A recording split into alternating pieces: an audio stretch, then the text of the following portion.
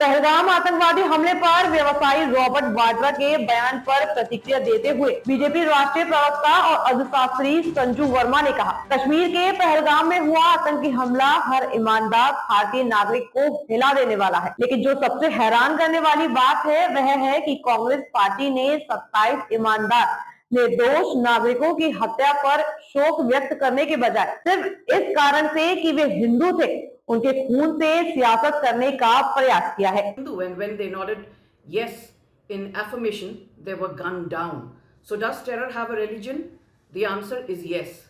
The perpetrators in almost every terror attack, without exception, are radical Islamist elements.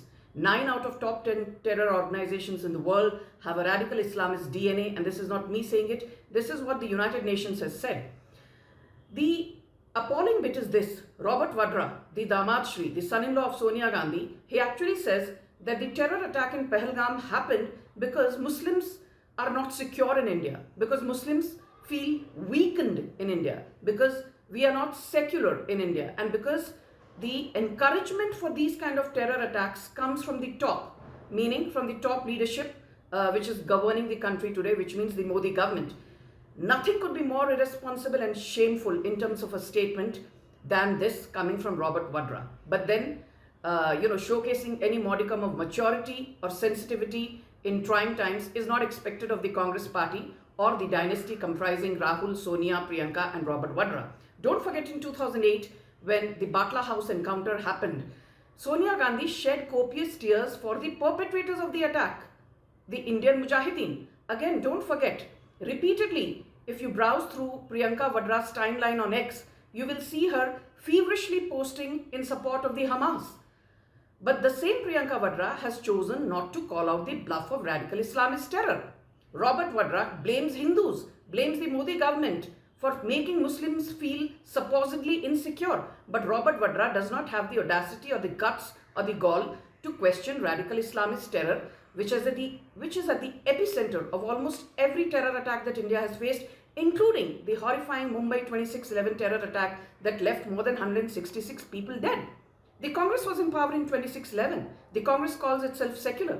So if Robert Vadra feels that terror attacks only happen when governments are supposedly not secular, one would want to ask him, why did the 2008 terror attack happen? The Congress supposedly is a secular party. If terror attacks don't happen when the government in question, which is ruling, is secular, then by that logic, the 2008 terror attack should not have happened because a so-called secular Congress party was in power. Why did the 2010 German bakery blast happen? Even then the Congress was in power. Why did the Chinnaswamy stadium blast happen? Even that time the Congress was in power. So Robert Vadra's statements are superfluous, frivolous, irresponsible, and they simply showcase the appeasement-oriented politics that Congress has chosen to,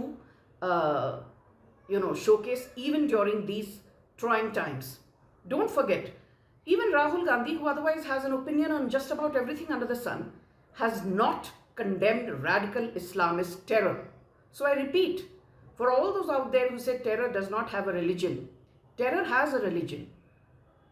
That is radical Islamist terror.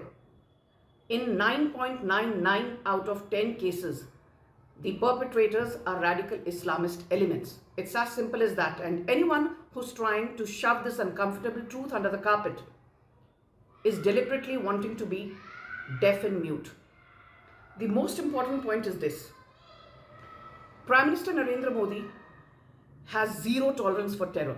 It is thanks to Prime Minister Modi that today Pakistan is completely isolated in international forums. It is thanks to Prime Minister Narendra Modi that today Kashmir is no longer even a point of discussion, much less negotiation in international deliberations. Again, it is thanks to Prime Minister Narendra Modi that we conducted a surgical strike in 2016, followed by another strike destroying more than 30 terror launch pads of Pakistan called the Balakot strike to avenge what happened in Pulwama. And I'm sure, given the conviction, willpower and determination of Prime Minister Modi, we will avenge Pahalgam as well.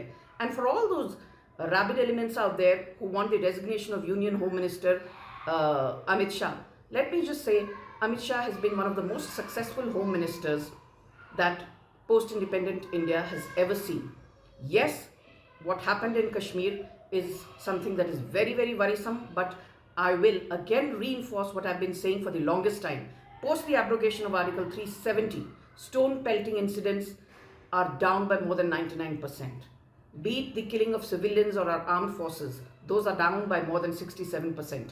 Terror incidents have also come down by more than 72%. There's always room for improvement. Nobody denies that. But to ask for the resignation of Amit Shah, I think that is a whole lot of hogwash. And the likes of Mahua Moitra, who've been doing that, one would need to remind Mahua Moitra that instead of casting aspersions at Amit Shah, who's doing a brilliant job, let her first have the audacity to condemn what happened in Murshidabad. In Murshidabad and in Malda, Hindus were dragged out of their homes were set on fire, there was rampant arson, looting, vandalization, and who's responsible for all this?